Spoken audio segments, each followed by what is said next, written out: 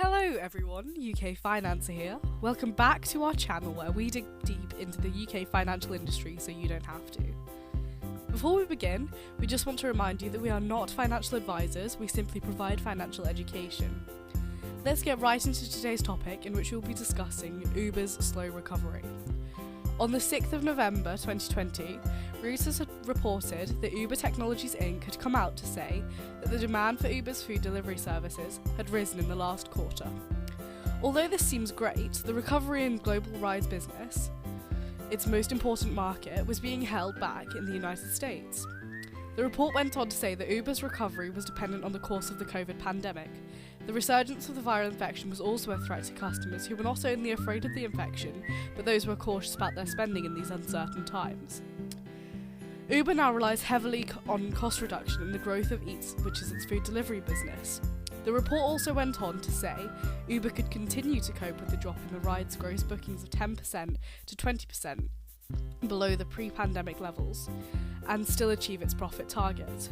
Uber's company executives told analysts that food orders through Eats continued even after the COVID restrictions were eased, but said it was too early to know how long that would go on for. On the 4th of November, Uber posted a profit of their third quarter results and their first ever adjusted EBITDA profit.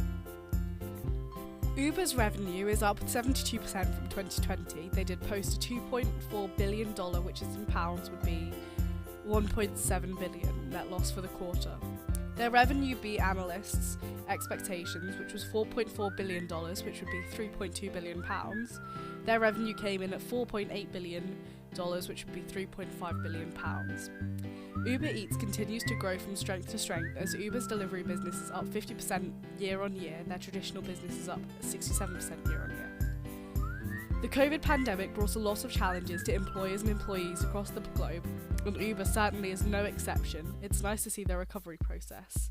Let's wrap things up with our writer's thoughts. It certainly has not been the best year for Uber, but they seem to keep ploughing through.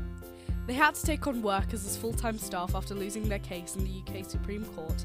They did get some good news in September 2020 as the court granted them with an extra 18 months licence in London, which should give them enough time to recover from the pandemic losses and also reposition themselves to get another extension or some form of permanent licence in London.